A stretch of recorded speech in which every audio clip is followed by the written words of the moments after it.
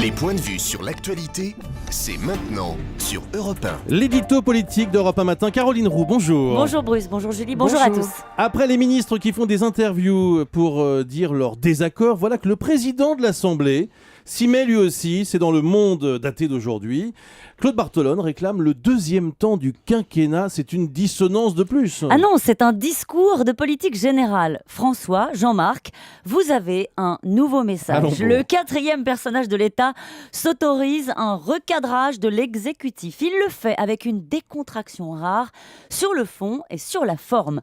Inventaire détaillé des nouvelles priorités, logement, santé, donner plus de place aux quartiers populaires, se réconcilier avec les entreprises.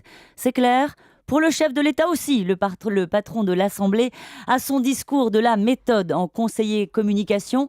Il propose une intervention du président plutôt après l'entrée en vigueur du mariage pour tous pour passer des réformes sociétales aux réformes sociales. Ce sont les bons conseils du président Barthelone à un exécutif en mal d'autorité. Conseils qui n'apparaissent pas totalement désintéressés dans un moment où l'exécutif doit faire face à une impopularité record. Du perchoir, Bartho, comme on l'appelle, pousse son avantage, s'amuse et tente un vie-ma-vie de Premier ministre. Est-ce que c'est le meilleur moyen pour Bartho, comme vous l'appelez, d'y arriver à Matignon ? C'est l'autre chemin. Il ne joue pas la fidélité, il opte pour le rapport de force politique. Claude Barthelone sait qu'il a un atout majeur dans sa manche, la main sur une majorité capricieuse qu'il traite, comme on dit dans le Sud.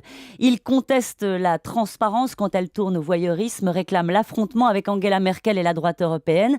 Il anticipe sur un retournement de doctrine en Europe et se met en place pour être l'homme de la situation le moment venu. À Matignon, on s'agace à peine de cette tribune et on rappelle à l'ami Claude que la priorité est de maintenir des taux d'emprunt au plus bas, donc hors de question de relâcher l'effort sur les déficits. Mais attendez, il joue à quoi ? Il cherche quoi ? Pour l'instant, il occupe une place vacante, celle de porte-parole d'une majorité qui a mal à sa gauche. Il faut dire que c'est un travail à temps plein. Le président de l'Assemblée réside plaisir quand tu lui rappelles qu'il fait désormais partie des favoris pour Matignon, même si le sujet n'est pas posé dans l'immédiat. Jean-Marc Ayrault lui a fait un cadeau magistral en lui envoyant une pique en public il y a quelques jours. Sa démarche a d'un coup gagné en crédibilité pour cet élu de Seine-Saint-Denis, spécialiste des parties de billard à 15 bandes de la rue de Solferino. Être déjà dans la course, c'est une victoire. Merci. Le moment Bartho. C'est ça. Merci Caro, du coup.